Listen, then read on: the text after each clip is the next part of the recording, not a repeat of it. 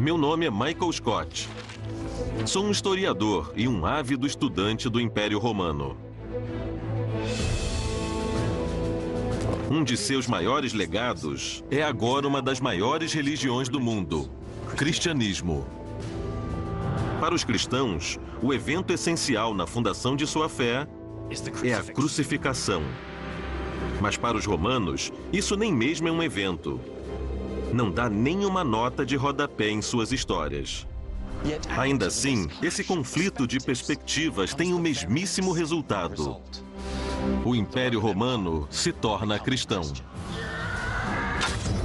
O que sempre me fascinou foi: por que essa história épica tem o mesmo resultado, mas duas versões geralmente contraditórias? Então, eu quero saber o que realmente aconteceu. Como é que ele se tornou isso? O poder de Jesus, o cristianismo. Um pouco mais de 1.700 anos atrás, depois de um século dominado por crise, os romanos finalmente têm um líder forte no comando. O imperador pagão Diocleciano participa de um sacrifício aos deuses. Seus oráculos consultam as entranhas à procura de um sinal de apoio dos deuses ao império, mas não tem mensagem alguma. Os oráculos culpam a presença dos não pagãos, os cristãos. Depois dos maus presságios, Diocleciano lança uma série de decretos. O cristianismo tem que acabar. Por causa do movimento de Jesus e seus discípulos, a sobrevivência dos romanos está em jogo.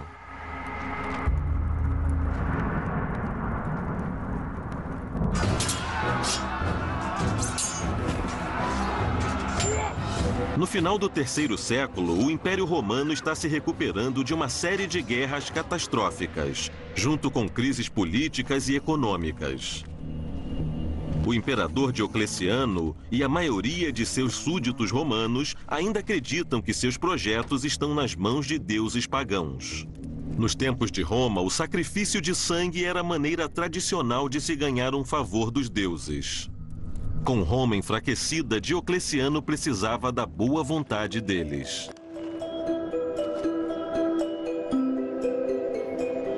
Tenha em mente que na sociedade romana, a maioria das religiões e cultos eram tolerados. Então, se você quisesse se esconder numa caverna, celebrar um deus nascido de uma pedra, matar um touro, ter um banquete ou escolher quase se matar numa iniciação ao culto de Ísis, na maioria das vezes não tinha problema.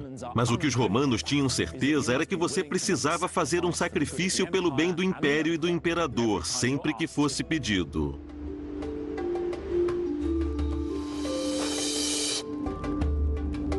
Como argumenta a historiadora e professora da era bíblica Kate Cooper, da Universidade de Manchester, Diocleciano tinha muita coisa em jogo. Se você quiser continuar sendo o imperador, você tem que manter os deuses felizes. Você precisa que eles pensem que você será aquele que continuará com seus cultos na terra e manterá o império em boa ordem. Para os cristãos, prestar sacrifícios aos deuses pagãos não adiantava de nada. A crucificação de Jesus foi o maior sacrifício possível. Agora, eles já não eram bem vistos pelas autoridades romanas do passado por terem se recusado aos sacrifícios. E embora os escritores cristãos sempre tivessem colocado a culpa do duro tratamento que recebiam injustamente no Estado, agora parecia ser diferente. A realidade estava finalmente se parecendo com o que eles diziam. Os cristãos estão desafiando diretamente o imperador. O fato de se recusar o sacrifício ficava entre a falha religiosa e a traição. Diocleciano é muito cuidadoso ao lidar com destreza com o desvio religioso. Mais uma vez, os cristãos estão se recusando a obedecer ao sistema, o que os discrimina e os transforma em alvos. Agora, eles são o inimigo interno. Diocleciano começa um regime de perseguição apoiado pelo governo. É dito que esta foi a tentativa mais agressiva e extensiva de erradicar o cristianismo na história, conhecida pelos cristãos como a Grande Perseguição.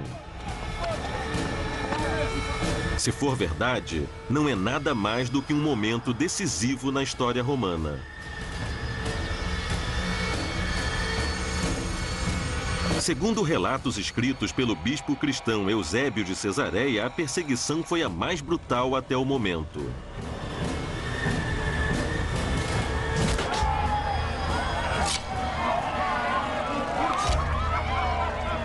Eusébio descreveu eventos terríveis: igrejas destruídas, escrituras queimadas, missas banidas, cristãos perdendo suas posses, forçados a trabalhar em minas. Eles são cegados por ferro, mortos por machados e queimados em espetos. Eusébio também descreve como em 308 d.C., os mercadores do leste do império regam seus bens com sangue de ofertas pagãs, expondo os cristãos que não os compravam. E que aparentemente havia isenções de taxas às cidades que mais perseguissem os cristãos. Eu não consigo parar de pensar que se a caça às bruxas foi tão extrema, o cristianismo não poderia ter sobrevivido. Me contaram que alguns cristãos conseguiram escapar, fugindo para as colinas. Embora tenha sol, é uma manhã congelante de inverno aqui no Mar Saba, no deserto da Judéia. Esse é um dos monastérios habitados mais antigos do mundo. Foi fundado mais ou menos 180 anos depois da Grande Perseguição, mas nós sabemos que refúgios e lugares como esse são criados no início do século IV para crentes cristãos também. Essa época vê a emergência do conceito cristão de monastério como uma categoria reconhecível. Papiros do Egito, por exemplo, começam a falar dos monachos, os monges. Pessoas como Santo Antônio aqui no início do século IV vão ao deserto do Egito para viver uma vida piedosa e solitária. Ele é um dos mais famosos pais do deserto, conhecido por ser um fundador do monacato. Agora, embora não tenha evidência que a decisão de Antônio é tomada pela perseguição romana, pensa-se que esse exemplo inspira outros cristãos perseguidos a procurar segurança e consolo na remota vida monástica, durante e depois da Grande Perseguição.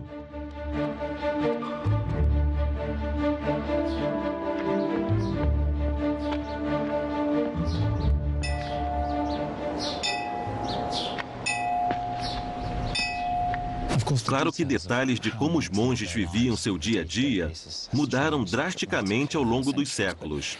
Mas o princípio essencial, eu acho que continuou o mesmo. A necessidade e desejo de separação não só da sociedade, mas dos eventos ao redor do mundo. Enquanto isso, tem uma razão decisiva, mais uma razão romana pela qual as represálias de Diocleciano vacilaram. Poucos líderes mantiveram o controle real de um império inteiro por tanto tempo quanto 100 anos. O plano de Diocleciano foi dividir o império em 4 partes ou distritos, cada um sob o comando de um colíder diferente. Ele chamou isso de tetrarquia. Por que isso importa para a nossa história? Bom, importa porque os diferentes líderes das diferentes partes da tetrarquia têm atitudes diferentes em relação à perseguição cristã. A perseguição varia dependendo de onde você esteja, e isso é composto por eventos regionais. Então, a fome no leste em 311 leva os romanos a perseguirem mais os cristãos, porque acham que seus deuses pagãos estão tristes, e isso é como eles compensam. Muitos cristãos são mortos, nunca saberemos quantos, especialmente acreditando que o bispo Eusébio normalmente exagerava em seus números. Na verdade, alguns historiadores acham plausível que nem todas as mortes tenham vindo das autoridades romanas. Nós não temos como saber o que era motivado pela religião ou que era apenas a violência das pessoas, que acontecia em um momento de profunda instabilidade política. Na verdade, muitos argumentam que a grande perseguição não era tão extensiva ou tão popular com os romanos quanto alguns historiadores da igreja dizem. Eusébio consegue fazer você acreditar que era o que estava acontecendo em toda parte. E a verdade é que não sabemos, além das áreas das quais ele fala.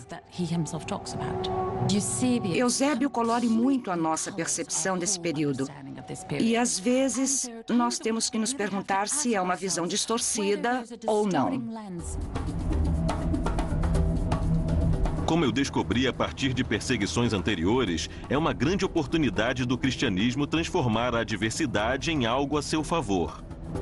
Nos primeiros 2 séculos de sua existência, Jesus foi transformado de um simples criminoso a um Messias compassivo. O movimento cristão aguentou acusações de devassidão sexual, sem mencionar a acusação de incendiar Roma. E eles reescreveram a história de muitos crentes executados como mártires heróicos.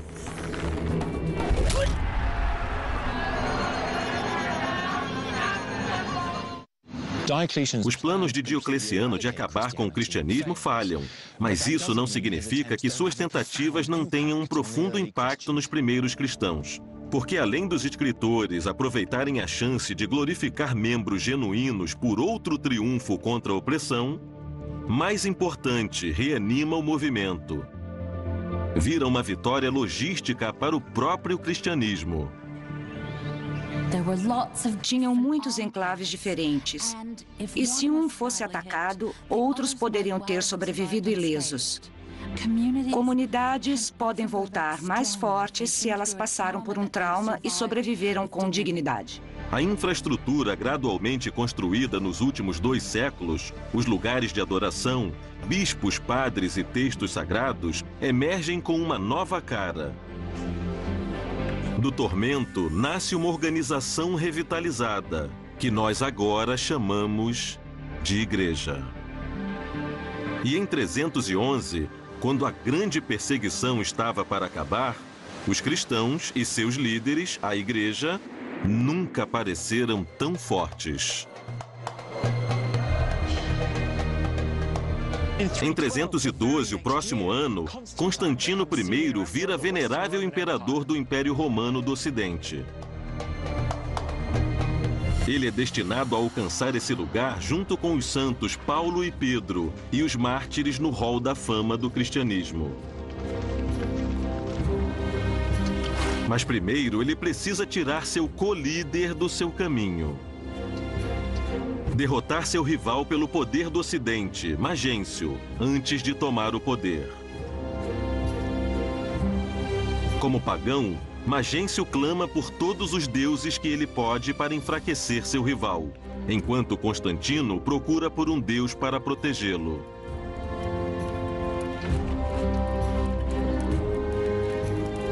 Os historiadores da igreja dizem que antes de começar a batalha, algo extraordinário acontece.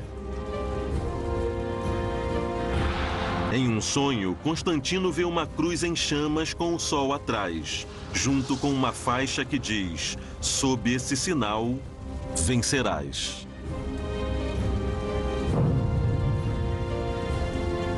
Ele resolve adornar o sinal dos céus nos escudos de seus soldados. Letras gregas Ki, que parece o nosso X, junto com Rho, que parece o nosso P, mais conhecidos como Chi-Rho, as 2 primeiras letras do nome de Cristo em grego.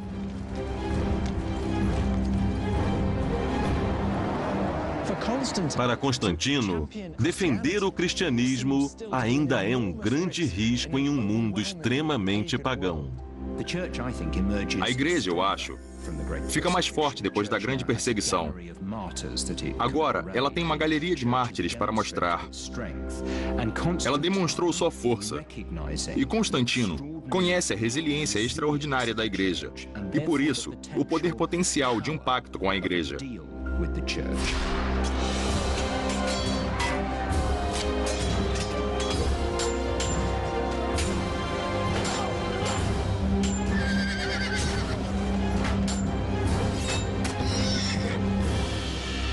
Escritos cristãos da época mostram como Constantino acredita que ele é abençoado pela mensagem secreta do Deus cristão.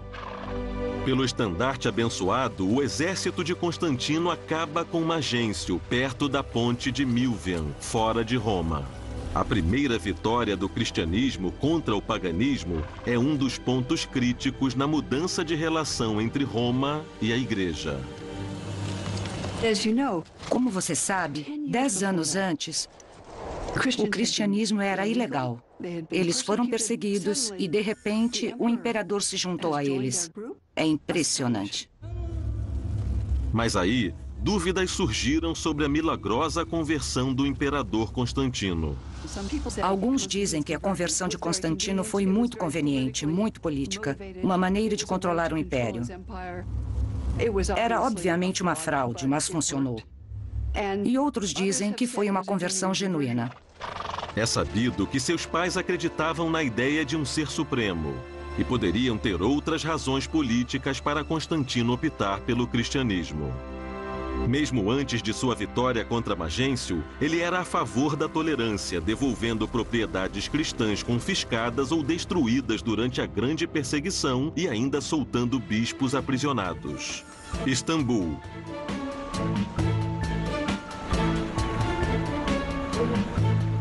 Depois de sobreviver à grande perseguição de Diocleciano, no espaço de 2 anos, o Império do Ocidente tem um simpatizante do cristianismo no poder, que derrotou um adversário pagão no processo.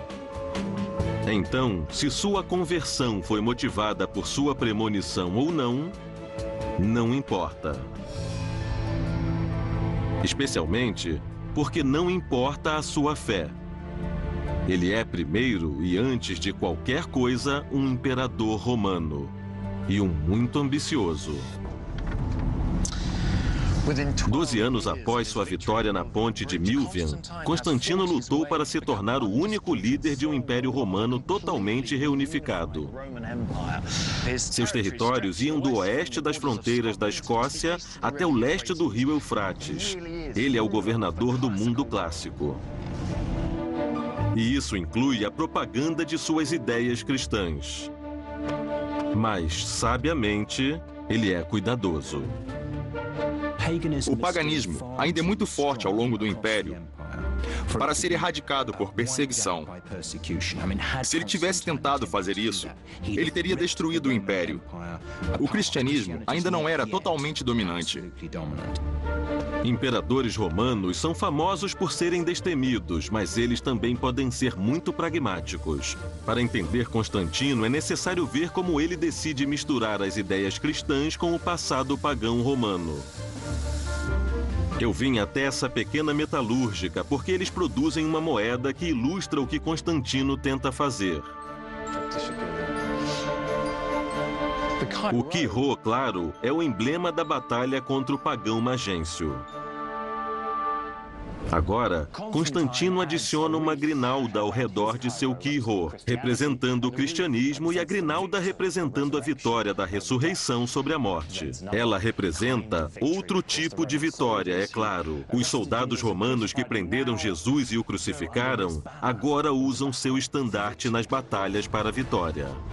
É uma deliciosa ironia que o bispo Eusébio, de novo, trata de incorporar rapidamente ao seu inventário de milagres de Jesus.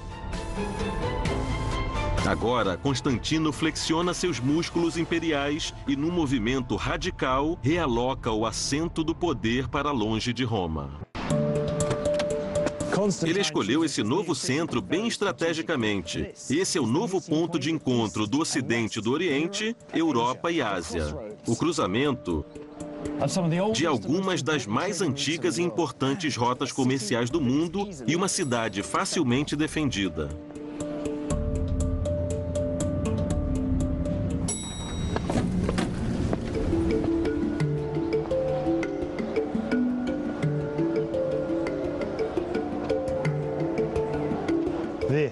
Essa é a cidade que Constantino estabelece como sua nova capital imperial, Constantinopla, uma cidade que irá rivalizar e ganhar de Roma. Hoje, conhecida como Istambul, é um lembrete da grandiosidade que os romanos nos deixaram. Nessa ocupada metrópolis moderna, há pistas sobre o plano de Constantino, por todos os lados. Essa coluna muito esquecida e bem feia é uma das mais importantes pistas sobre os planos de Constantino. Originalmente, ela ficava no Templo de Apolo, em Delfos, na Grécia Central. Foi colocada aqui no século V a.C., há 2.500 anos. É incrível. Agora, por que isso é importante para a nossa história? Bem, acabando com alguns dos mais importantes santuários pagãos do Império e colocando uma de suas relíquias aqui, Constantino está reivindicando a autoridade de seu passado pagão clássico. Ele está literalmente mudando os rumos do fenômeno cultural romano em grande escala. E para a cidade de Constantinopla, o que isso significa é que Constantino não está criando uma cidade pagã ou cristã. Ele a está modelando e equipando para ser as duas coisas.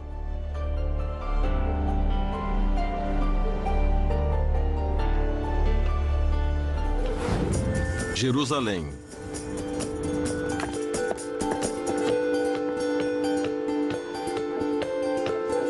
Enquanto isso, na Terra Santa, a mãe de Constantino, Helena, está ocupada apontando lugares para fazer memórias de Jesus.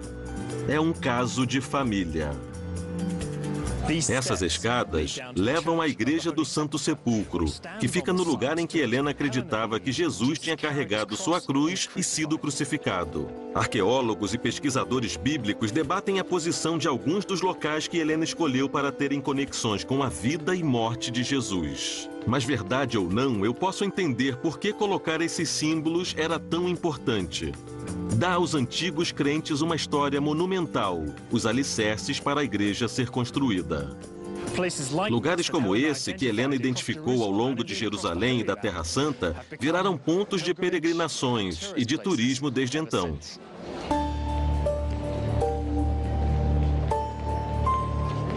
Certo.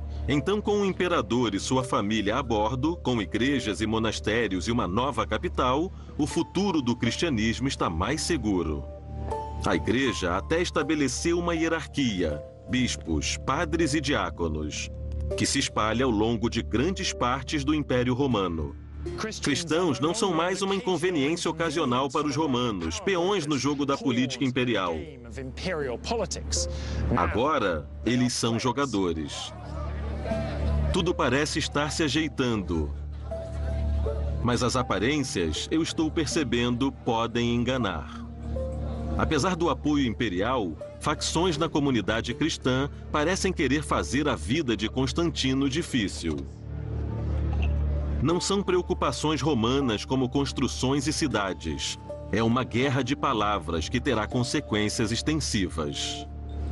Agora, um dos maiores problemas é a natureza do próprio Jesus. Nós podemos pensar assim: se o Quirô representa Jesus, tem pessoas que acreditam que ele é humano, como os ebionistas. Mas também tem pessoas que acreditam que ele é completamente divino, como os donatistas. E aí é que fica confuso, porque também tem pessoas que acreditam que ele é um pouco dos dois. E se ele é os dois, então ele é como o Pai ou ele é da mesma substância que o Pai. Como os arianos, fica cada vez mais complicado.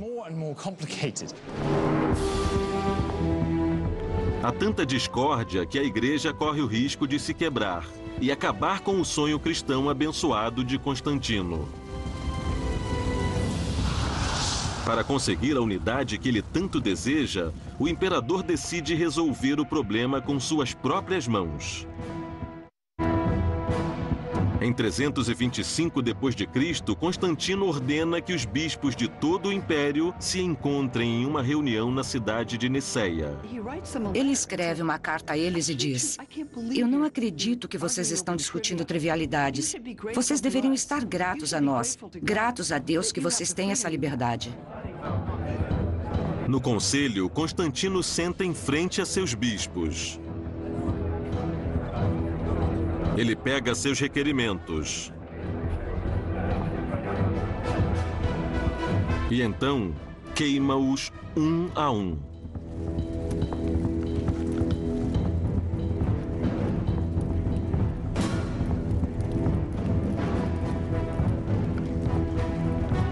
Ele então anuncia a única doutrina que existirá, conhecida como Credo Niceno, que é basicamente: nós acreditamos em um Deus Todo-Poderoso, o Pai. Jesus é Filho de Deus, sendo da mesma substância dele. Nós acreditamos no Espírito Santo.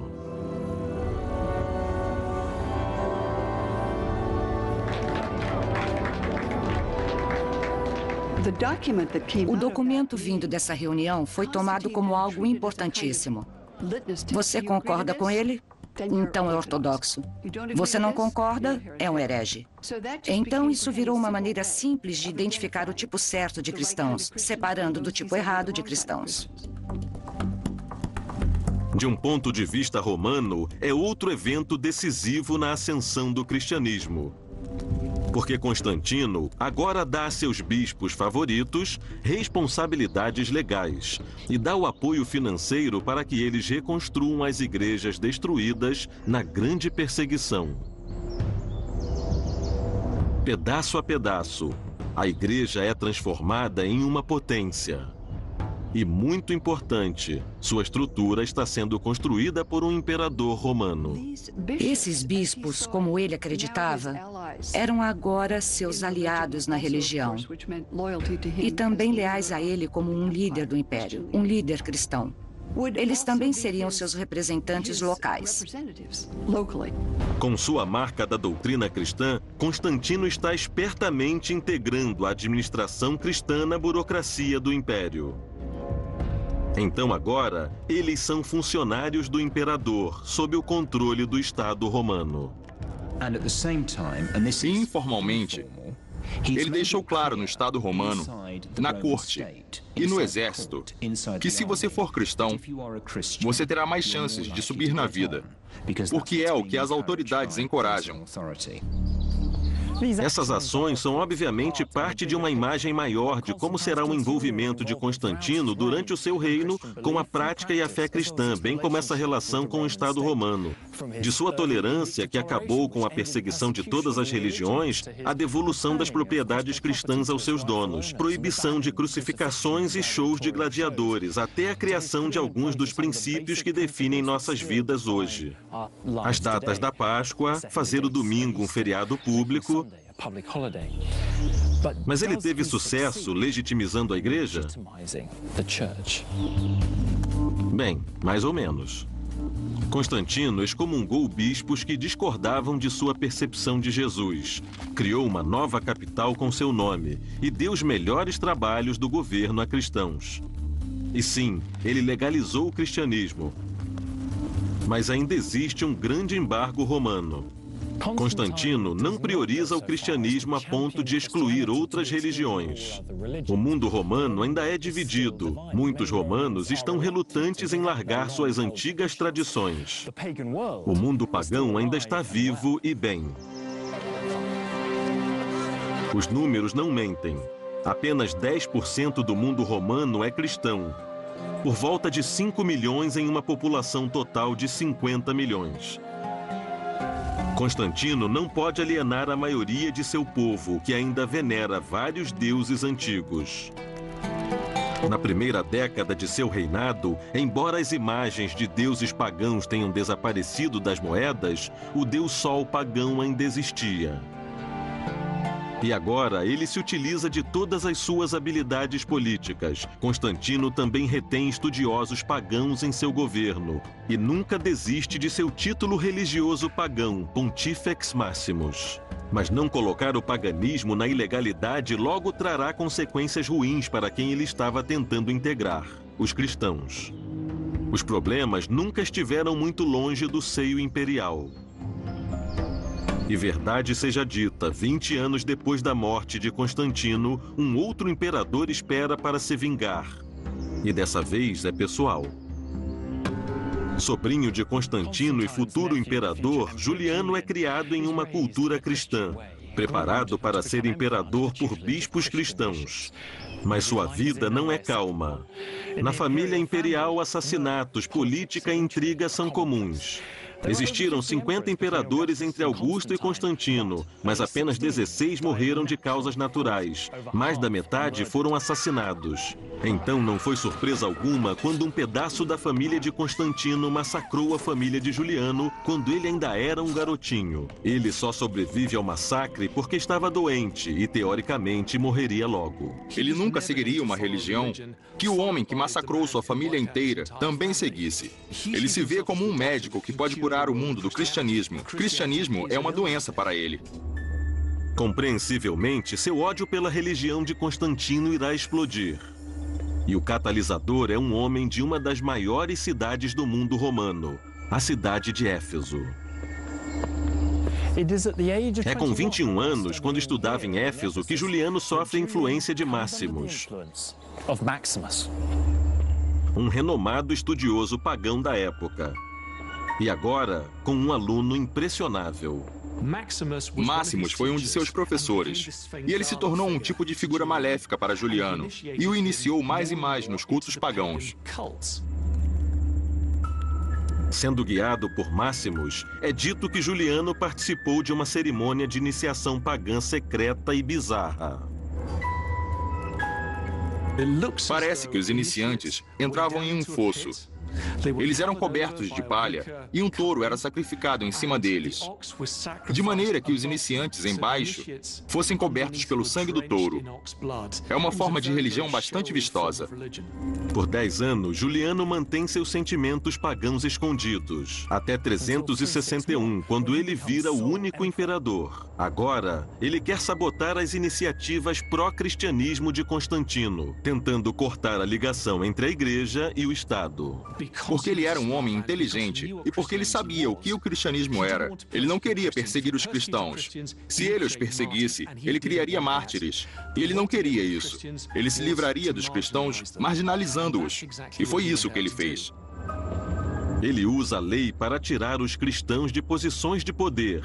Ele tira seus apoios financeiros, tira o direito de professores de usarem textos cristãos e reivindica seus monumentos para o paganismo. Isso é uma ameaça real para a liderança pró-cristianismo de Constantino. Não só uma pequena rachadura no novo e unificado Estado romano, mas uma quebra enorme está para vir. Ao longo da história romana, ganhar guerras era um símbolo da supremacia de um imperador. Juliano é um general experiente, com um grande histórico. Então, não tem maneira melhor para ele provar o poder dos deuses pagãos que uma gloriosa vitória contra seus inimigos vizinhos, os persas, especialmente quando seu antecessor cristão havia falhado.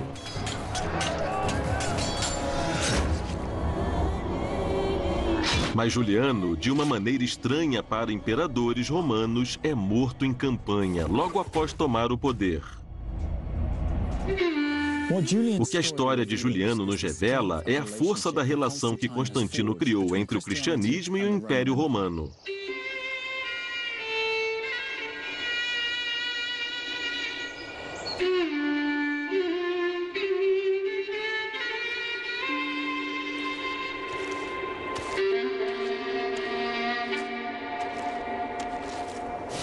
Tem uma lenda que durante as perseguições por volta de 250 d.C., 7 jovens cristãos foram perseguidos por romanos pagãos hostis. Eles se escondem nessa caverna em Éfeso, aqui na Turquia, e dormem. Os pagãos fecham a caverna e os abandonam para morrerem.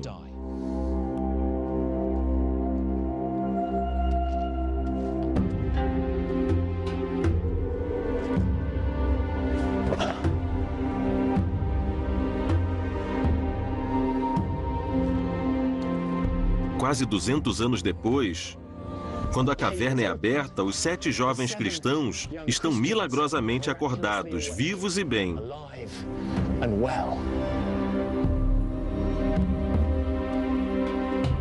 Mas tudo mudou. O cristianismo é a religião que o Estado impõe no Império Romano. Agora são os pagãos que são perseguidos. Essa história pode ser ficção. Mas a chance de haver uma grande separação entre o Estado e o cristianismo morre com Juliano. Em 379 d.C., o imperador cristão Teodósio I comanda o império. Durante seu reinado, padres e monges se tornam mais e mais fanáticos. E assim como na história mítica dos garotos presos na caverna, os pagãos agora são os perseguidos. É uma grande virada em suas sortes.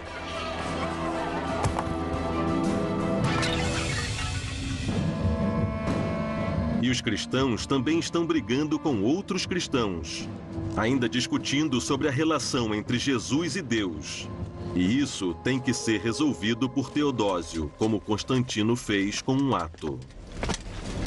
Teodósio I, como tantos imperadores romanos antes dele, procura uma força religiosa unificadora, exceto que dessa vez é com o cristianismo e não o paganismo. Mas ele vai além. Não é qualquer forma de cristianismo. Ele insiste no credo niceno, adaptado do Concílio de Constantino 60 anos antes. Nenhuma outra igreja é legal. Seus documentos dizem que os desvios são dementes e insanos. Basílica de Santo Ambrósio, Milão. Ele se livra dos bispos que não concordam com sua posição e garante aos seus apoiadores, como o bispo Ambrósio de Milão, em cuja basílica estou agora, maiores poderes na igreja e no governo local. Os efeitos dessas mudanças são sentidos em todo o mundo romano, especialmente em suas capitais, que no Império Romano do Ocidente do século IV d.C. não é Roma, é aqui, em Milão. Teodósio enfrenta agora, como um imperador cristão, um novo problema: como casar as ações requeridas de um líder autocrático, de um imperador e os ensinamentos e crenças cristãs. E não é surpresa que ele falha por causa desse exato problema. Em Salônica, na Grécia, Teodósio manda tropas para acabar com uma revolta do povo. Mas ele vai longe demais. Cerca de 7.000 cidadãos romanos são mortos pelo seu próprio exército. Publicamente envergonhado de seu ato selvagem, Teodósio é confrontado pelo seu aliado, o bispo Ambrósio de Milão.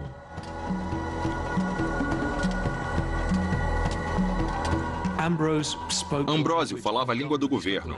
Ele falava a língua dos embaixadores. Ele frequentou Oxbridge ou qualquer equivalente da Ivy League. E quando você tem homens assim na igreja, a relação com a igreja muda.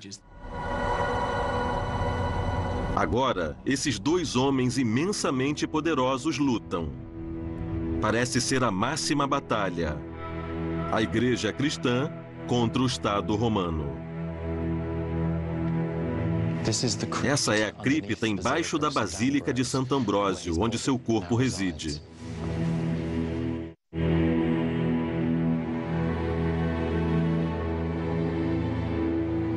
Ambrósio usa o massacre em Salônica em proveito próprio.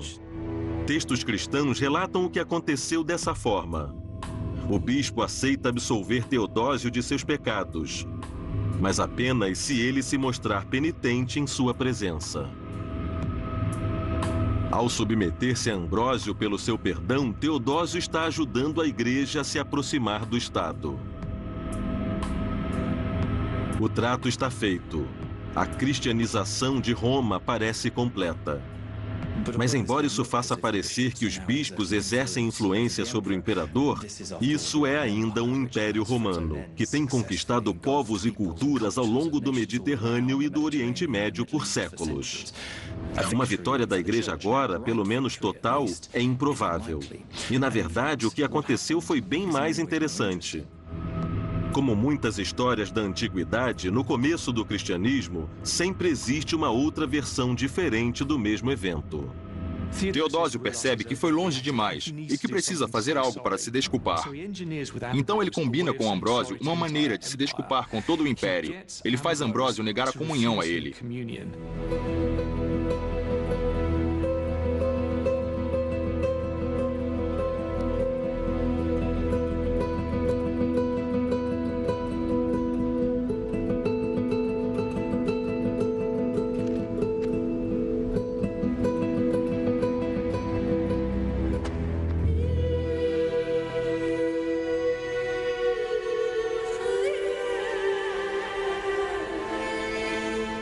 Teodósio paga sua pena e, aceitando seu remorso e o absolvendo de seus pecados, o bispo Ambrósio e a igreja estão oficialmente apoiando o imperador.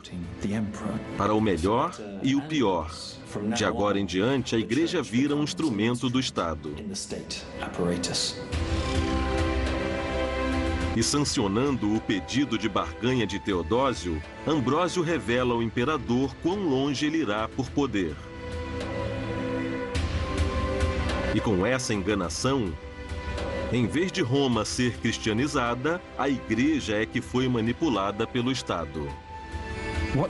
O que sem dúvidas aconteceu, no entanto, é que a igreja mudou muito seu caráter. Ficou mais romana, institucionalizada, parte de um estabelecimento, e de algum jeito, ela está se vendendo. Estar ao lado do líder provará ser um bom arranjo para a igreja. Em 391 d.C., Teodósio põe o paganismo na ilegalidade, acabando com práticas que vinham desde a fundação de Roma, 1200 anos antes.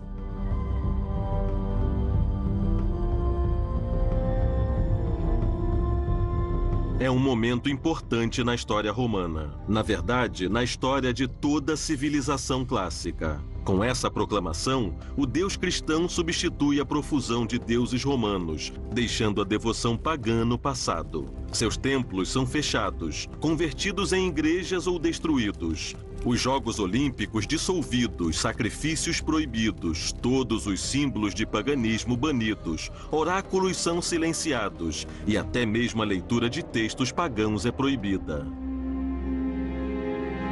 Os últimos traços das antigas tradições romanas são cuidadosamente refeitos para garantir a união perfeita da Igreja e do Estado, e, ao mesmo tempo, evitando a alienação dos cidadãos nascidos e criados pagãos. Por exemplo, o nascimento de Jesus é na época de um grande festival romano que agora celebra o Natal. A Virgem Maria vai para Éfeso, que era uma cidade dedicada à deusa Ártemis. As pessoas tradicionalmente diziam que ela foi para lá depois da morte de Jesus, viveu e supostamente morreu lá. E o culto da Virgem Maria emerge no lugar da deusa Ártemis. O Império, em aliança com seus bispos cristãos, adaptou e reinventou o folclore antigo e as origens pagãs das cerimônias. Rituais e deuses eventualmente se perdem no tempo. No seu lugar, a prática religiosa é restrita a um Deus e uma só fé, a de Jesus Cristo.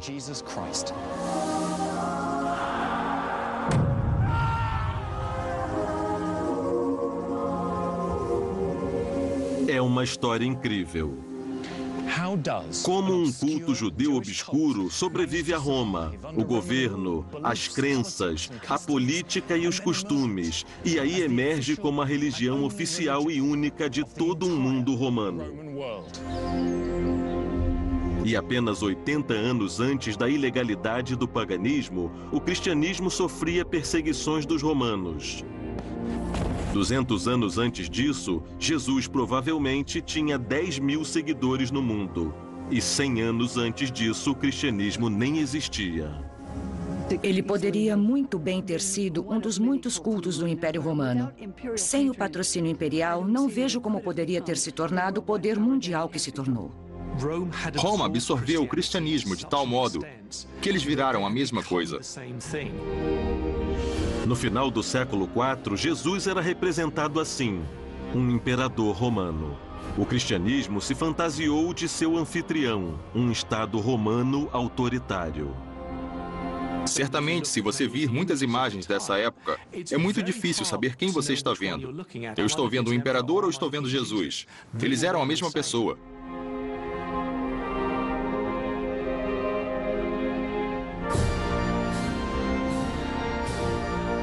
No final do século IV, a doutrina e o imaginário cristão tinham irreversivelmente se fundido com o reino romano.